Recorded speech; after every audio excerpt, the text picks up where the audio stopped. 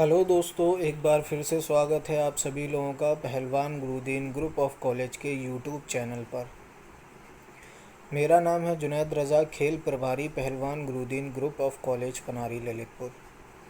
मैं फिर से एक बार आप सभी लोगों के लिए लेकर आया हूँ स्पोर्ट्स जीके की बहुत ज़्यादा इम्पोर्टेंट सीरीज़, जो कि आपको फ़िज़िकल एजुकेशन के हर एग्ज़ाम में उपयोगी होगी। साथ ही साथ कोई अन्य ऐसी एग्ज़ाम जिसमें जीएस पोर्शन आता हो उनके लिए भी ये उपयोगी है, क्योंकि जीएस पोर्शन के अंतर्गत एक छोटा सा टॉपिक होता है स्पोर्ट्स यानी कि खेल, जिससे लगभग 2 से 3 क्वेश्चन हर एग्ज़ाम में पूछे जाते रहते हैं।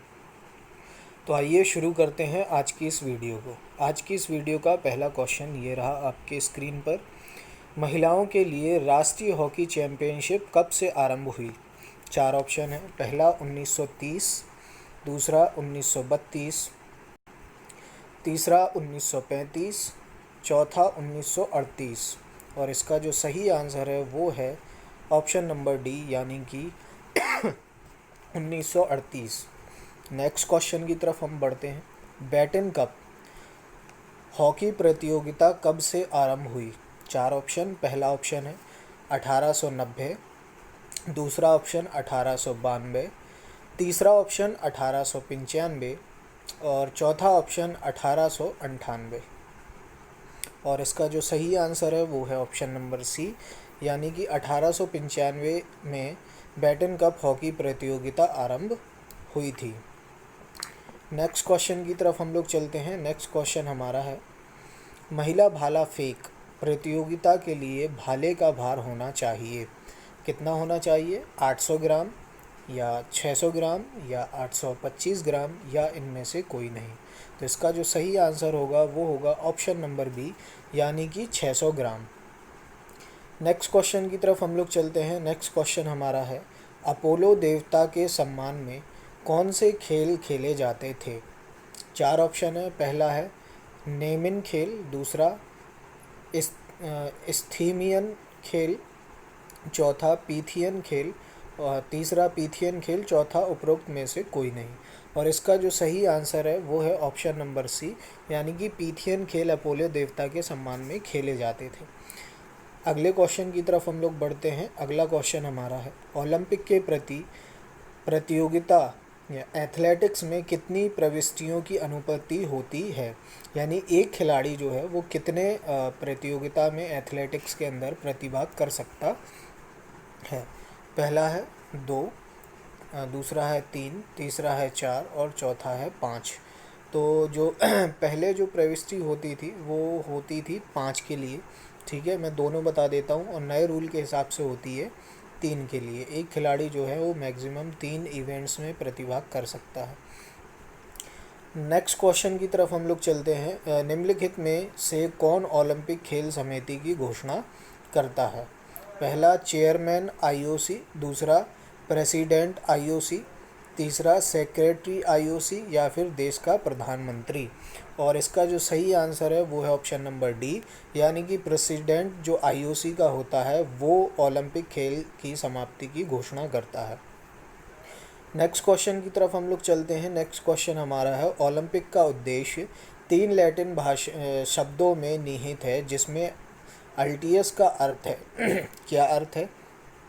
अधिक शक्तिशाली, अधिक तेज, अधिक ऊंचा या अधिक दृढ़। और इसका जो सही आंसर है वो है ऑप्शन नंबर सी, यानी कि अधिक ऊंचा जो है वो अल्टियस का अर्थ होता है। नेक्स्ट क्वेश्चन की तरफ हम लोग बढ़ते हैं। नेक्स्ट क्वेश्चन हमारा है, वर्ष 2006 में होने वाले एशियाई खेल होंगे। अब ये पुराना क्वेश्चन है तो इसलिए होंगे लिखा है यहाँ पर, पुराने सेट पेपर का है। हुए आप लोग इसको कर लीजिएगा। तो कब हुए, कहाँ हुए? दोहा में, बैंकॉक में या सियोल में या जकार्ता में। तो 2016 का जो एशियन गेम है वो कहाँ हुआ था? दोहा में। नेक्स्ट क्वेश्चन की तरफ हम लोग चलते हैं। नेक्स्ट क्वेश्चन है, वॉलीबॉल का जन्मदाता देश है, कहाँ से आया है वॉलीबॉल? पहला ऑप्शन भारत, दूसरा रूस, तीसरा जर्मनी, चौथा अमेरिका। और इसका जो सही आंसर है वो आंसर है ऑप्शन नंबर डी, यानी कि अमेरिका से जो है वॉलीबॉल आया है, उसका जन्म अमेरिका में हुआ है। Next question, baton exchange zone की रेखा की रेखा किस रंग की होती है, यानी एथलेटिक्स में जब रिले रेस होती है तो जो बैटन चेंज करने का जो जोन होता है वो लाइन किस रंग की होती है, ये हमें बताना है। पहला ऑप्शन हरे रंग की, दूसरा लाल रंग की, तीसरा पीले रंग की और चौथा नीले रंग की। तो वो रेखा जो है वो किस रंग की होती है, लाल रंग की। नेक्स्ट क्वेश्चन की तरफ हम लोग चलते हैं। नेक्स्ट क्वेश्चन हमारा है, किस खेल में आप एंटीना देख सकते हैं। पहला ऑप्शन बास्केटबॉल, दूसरा वॉलीबॉल, तीसरा फुटबॉल, चौथा बैडमिंटन। एंटीना जो है वो किस में प्रयोग होता है, वॉलीबॉल में प्रयोग होता है। नेक्स्ट क्वेश्चन, खो खो के खेल में कितने खिलाड़ी होते हैं, दल में यानी कि पूरी टीम में। यहाँ ये जो कोष्टक में लिखा हुआ है दल, इसका मतलब है कि पूरी की पूरी टीम में।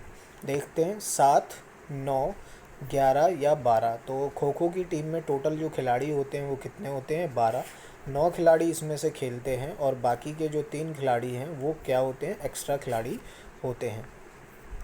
नेक्स्ट क्वेश्चन की तरफ हम लोग चलते हैं। नेक्स्ट क्वेश्चन हमारा है, एशियाई खेल 2002 में सर्वाधिक पदक विजेता देश है। किसने जीते हैं सर्वाधिक पदक हॉकी में 2002 में। तो पहला ऑप्शन चीन, दूसरा दक्षिण कोरिया, तीसरा जापान और चौथा थाईलैंड। इसका जो सही आंसर है वो है ऑप्शन नंबर ए, यानी कि चीन ने।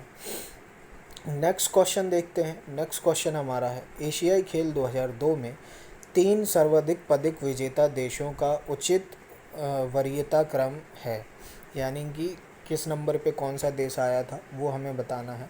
पहला ऑप्शन जापान, दक्षिण कोरिया या चीन, दूसरा ऑप्शन है दक्षिण कोरिया, चीन या जापान, तीसरा ऑप्शन है चीन, जापान या दक्षिण कोरिया और चौथा ऑप्शन है चीन, दक्षिण कोरिया या जापान। इसका सही जो आंसर होगा वो है ऑप्शन नंबर डी, यानी कि पहले नंबर पे चीन रहा था 2002 के एशियाई खेल में, दूसरे नंबर पे दक्षिण कोरिया रहा था और तीसरे नंबर पे जापान। अब यहाँ पे थोड़ा सा करेक्शन है, दक्षिण कोरिया के बीच ये कॉमा गलती से आ गया, इसको हटा देना क्योंकि ये पूरा एक देश का नाम है दक्षिण कोरिया। नेक्स्ट क्वेश्चन की तरफ हम लोग चलते हैं। नेक्स्ट क्वेश्चन हमारा है, एशियाई खेल 2002 की पदक तालिका में भारत का स्थान रहा। भारत का कौन सा स्थान रहा ये हमें बताना है, चौथा, 7वां, 8वां या 11वां। और भारत का जो स्थान रहा था वो कौन सा रहा था, 7वां स्थान रहा था। नेक्स्ट क्वेश्चन की तरफ हम लोग चलते हैं। नेक्स्ट क्वेश्चन हमारा है, हॉकी गोल पोस्ट की ऊंचाई होती है, कितनी होती है ये बताना है। पहला 5 फीट, दूसरा 8 फीट, तीसरा 6 फीट, चौथा 7 फीट। और इसका जो सही आंसर है वो है ऑप्शन नंबर बी, यानी कि 8 फीट उसकी टोटल जो है वो ऊंचाई होती है।